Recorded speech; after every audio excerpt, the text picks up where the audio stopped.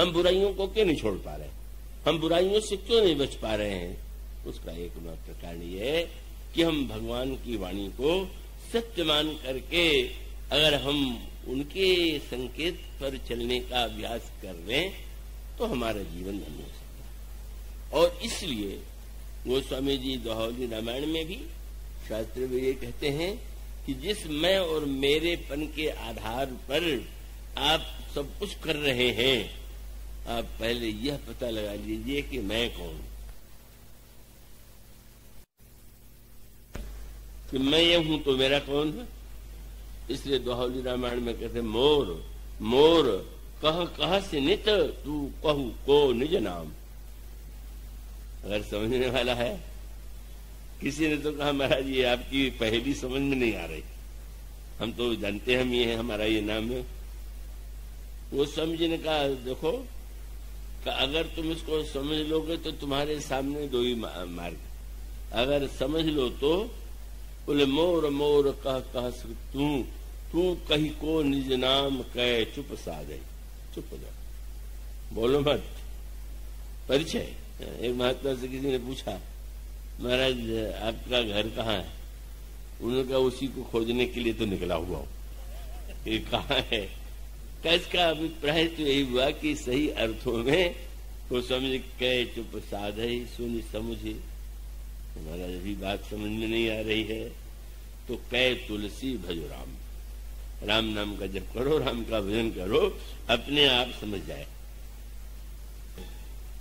यह जो धनुष यज्ञ का विवाह का प्रसंग है, यह दार्शनिक भी है और व्यवहारिक भी है। व्यवहार की कोई ऐसी शिक्षा नहीं है जो इसमें आपको न मिले, पर उसका मूल उद्देश्य तो परमार्थ तत्व की उपलब्धि है। और परमार्थ तत्व का जो ज्ञान होता है तब व्यक्ति को जीवन में ऐसा अनुभव होता है कि बाहर के लोग हमें क्या समझते हैं ये बात जाने दें, पर हम सचमुच भीतर से क्या हैं, कैसे हैं। इसीलिए आप यह पाएंगे, जो चर्चा कल भी चल रही थी, कि वो दोनों पक्ष चल रहा है। इतिहास की दृष्टि से पढ़ें तो कितनी अच्छी बारात आई, कैसा स्वागत हुआ, कैसे गीत गाए गए, कितना विविध प्रकार के वस्तुओं को उपहार के रूप में दिया गया, वह सब वर्णन है।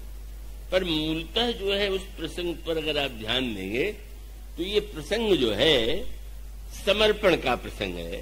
समर्पण का प्रसंग कल आप लोगों में से बहुत से लोग थे ही और आज और भी नहीं होंगे, तो उसमें सूत्र वही है कि महर्षि विश्वामित्र हैं जिन्होंने क्षत्रिय और ब्राह्मण के संदर्भ में जाति को ही तो महत्व दे दिया। का वो क्षत्रिय जाति में जन्म हुआ, वशिष्ठ ब्राह्मण हैं और उनके सामने उनको पराजित होना पड़ा, तो उन्होंने सोचा कि देव बलम क्षत्रिय बलम ब्रह्म तेजो बलम बल, धिक्कार है, क्षत्र बल किसी काम का नहीं है, ब्रह्म तेज ही सब कुछ है, मैं ब्राह्मण बन के दिखाऊंगा। तपस्या के द्वारा ब्राह्मण के रूप में उन्हें सम्मान दिया गया, स्वीकार किया गया, और तपस्या के द्वारा बड़ी से बड़ी उपलब्धि जो है उन्होंने कर लिया। इतनी बड़ी उपलब्धि की यूं कहना चाहिए कि सारे पुराणों के इतिहास में ब्रह्मर्षि विश्वामित्र से बढ़ के कोई पुरुषार्थी हुआ ही नहीं। ऐसे अद्भुत व्यक्तित्व का जो अपने संकल्प से नया स्वर्ग बना सकते हैं, यानी क्या कुछ नहीं कर सकते, वो उनके विविध गाथाओं से आपको पढ़ने को मिलता है। पर उनके जीवन की जो परिपूर्णता, अब उसका दो पक्ष है। एक पक्ष तो यह है कि यज्ञ नहीं हो रहा था, और यज्ञ नहीं हो रहा था तो महाराज दशरथ से उनके दो पुत्रों को मांग करके ले आए, जिससे मेरे यज्ञ की रक्षा आए, और यज्ञ की रक्षा हो गई। फिर विश्वामित्र जी उन्हें लेकर के जनकपुर गए और जनकपुर में उनका विवाह हुआ, धनुष टूटा, विवाह हुआ। उसके बाद बारात आई और फिर चारों भाइयों का विवाह करके वे लौटे। पर इसको अगर अंतरंग में भी समझना चाहिए, क्योंकि विवाह का आनंद तो आप अपने यहाँ परिवार में भी ले लेते हैं, पर विवाह का जो तत्व ज्ञान है, माने इतना बड़ा महापुरुष विश्वामित्र से बढ़कर के कौन होगा। लेकिन इतना होते हुए भी गोस्वामी जी कहते हैं उन्हें भी अपने जीवन में अपूर्णता की अनुभूति हुई। तो मैंने बड़ी विजय प्राप्त कर लिया पर ताड़का को नहीं जीत पाया, सुबाहु मारीच को नहीं जीत पाया, और तब यह चिंता उत्पन्न हुई, गाध तनय मन चिंता व्यापी हरि बिनु मरहि निश्चर पापी। माने कुछ दुर्गुण ऐसे हैं जिनको आप अभ्यास के द्वारा लड़के जीत सकते हैं, और कुछ दुर्गुण ऐसे हैं कि उसको भगवान जब कृपा कर दें तभी मिट पाता है, वो व्यक्ति के बस में नहीं होता। तो विश्वामित्र को यह अनुभव होना एक बहुत ऊंची बात है। एक सफल व्यक्ति को जब ये लगने लगे कि नहीं नहीं, मैं इतना सफल तो नहीं हूं कि मैं सब कुछ कर सकता हूं, यह अनुभूति ही उन्हें जब लेने के लिए प्रेरित करती है। और जब वे श्री राम और लक्ष्मण को लेकर के आते हैं, अब वहां पर क्रम आप देखेंगे। क्रम क्या? विश्वामित्र तो महान राजा के रूप में शस्त्रों के भी ज्ञाता थे, ब्रह्मर्षि के रूप में शास्त्र के भी ज्ञाता, और गायत्री मंत्र के दृष्टा। इससे बढ़कर के कौन सा महान सम्मान होगा? गोस्वामी जी ने संकेत यह किया कि अब वो श्री राम और लक्ष्मण को लेकर के चले। अब उस पूरे प्रसंग को उस संदर्भ में देखिए, बड़ा स्वाभाविक था। महर्षि विश्वामित्र तो पैदल ही यात्रा करके आ गए। तो क्या ये ऐसा आप सोच सकते हैं कि दशरथ जी ने ये न कहा हो कि महाराज जब पुत्रों को ले ही जा रहे हैं, और गुरु वशिष्ठ ने जिनसे उनका विरोध था, इसका फिर वही सूत्र है कि इतने सब कुछ उपलब्धियों के बाद वशिष्ठ से तो उनका विरोध कम नहीं हुआ था। सब कुछ उन्होंने, भले ही गायत्री मंत्र के दृष्टा बन गए, महानतम परिपूज्य बन गए, पर वशिष्ठ से उनका जो विरोध था वो नहीं मिटा। यह वशिष्ठ से विरोध न मिट पाने का अर्थ यह है कि कहीं न कहीं गहराई से कोई बात हृदय में इतनी बैठ जाती है कि वो निकाले नहीं निकलती, और वो जब निकाले नहीं निकलती है तब वो तो ईश्वर ही यदि कृपा करे तो हमारे अंतःकरण में गहराई से बैठा हुआ वह दोष मिटता है।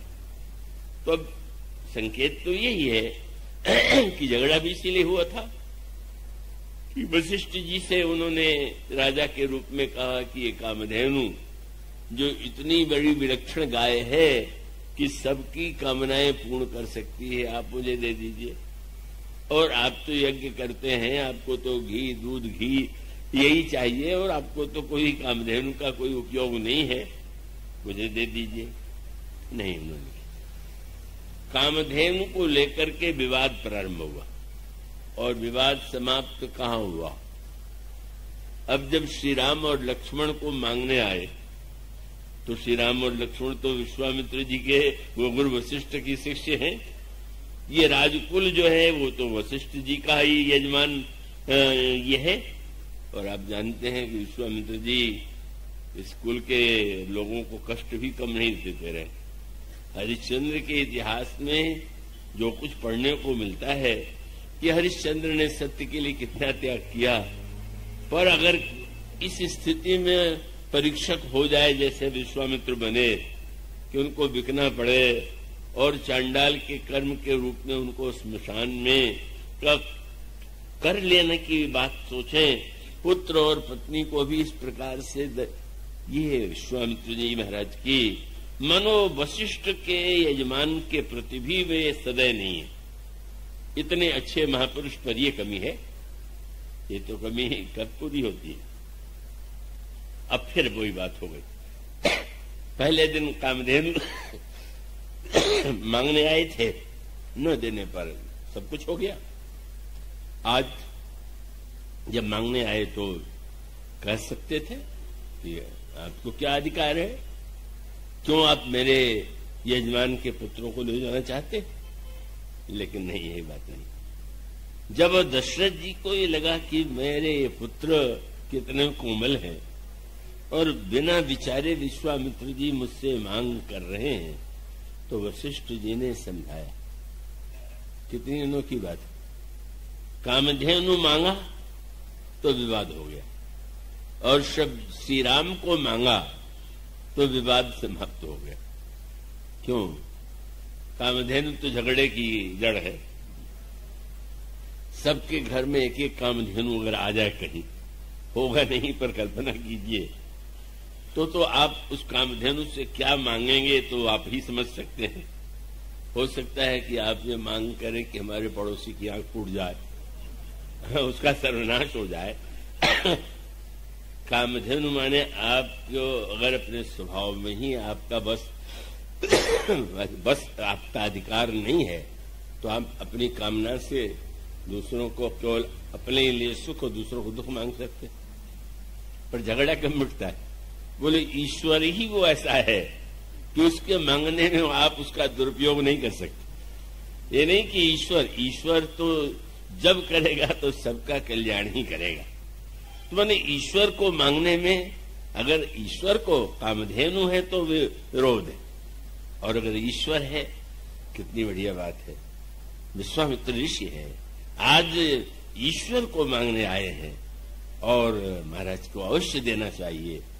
मानो वशिष्ठ के चरित्र की उदारता और विश्वामित्र जी के भी चरित्र में जो परिवर्तन आया हुआ, बिना किसी संकोच के अगर वे मांगने के लिए आ गए और उनका क्रोधी रूप सामने नहीं दिखाई दिया जैसा हरिश्चंद्र आदि के इतिहास में हुआ, तो वह मानो ईश्वर ही एक ऐसा है कि ईश्वर तो सबको, जो ईश्वर को अगर सब लोग पा जाएंगे, तो अगर कोई ये सोचता है हमें ईश्वर मिल जाए और दूसरे को न मिले, तब तो इससे बढ़कर के अविवेकी कोई होगा ही नहीं। ईश्वर तो सबका ही है, सबके हृदय में है, सबको ही मिला हुआ है और सबका ही कल्याण ईश्वर जो है भगवान जैसा कहते हैं।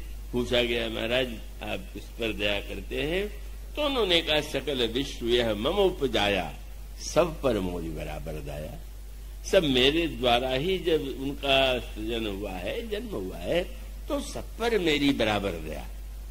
तो यह सूत्र फिर वो क्रम दोनों चल रहा। मानो विश्वामित्र जी किस प्रकार से अभिमान छोड़ करके मांगने आए और वशिष्ठ जी ने कितनी उदारता पूर्वक श्री राम को देने में सहयोग किया। यहीं से परिवर्तन की वो प्रक्रिया प्रारंभ हुई जो व्यक्ति के जीवन में होना चाहिए। हम ईश्वर को पाना भी चाहें और हम अभिमान न छोड़ना चाहें, जाति का अभिमान पाल लें, कुल का अभिमान पाल लें, तो कैसे ईश्वर मिलेगा? वो तो सब छोड़ करके ही व्यक्ति ईश्वर को पा सकता है। और इसी प्रकार से वशिष्ठ जी बड़े प्रसन्न होते हैं कि अगर ये श्री राम लक्ष्मण को मांगने के लिए आए हैं तो इसमें कोई संदेह नहीं कि इससे बढ़कर के तो कोई सुअवसर होगा ही नहीं। और इसीलिए अब समर्पण की प्रक्रिया, एक समर्पण यह है कि जहां आप और हम कुछ बनना चाहते हैं, और एक स्थिति यह है कि व्यक्ति के जीवन में समर्पण की वृत्ति आ जानी चाहिए। समर्पण माने हम अधिकार की वृत्ति जमाए हुए हैं और जब ये मान लें कि तेरा मेरा मुझको कुछ नहीं, जो कुछ है सो तोर, तेरा तुझको सौंपिया क्या लागा है और। समर्पण का अर्थ है पूजन भी करते हैं तो ये कह करके भोग लगाते हैं, तो दीम वस्तु गोविंद, आपकी वस्तु आपको मैं भोग लगा रहा हूं। यह वृत्ति यहाँ पर गोस्वामी जी ने उसका संकेत प्रारंभ किया।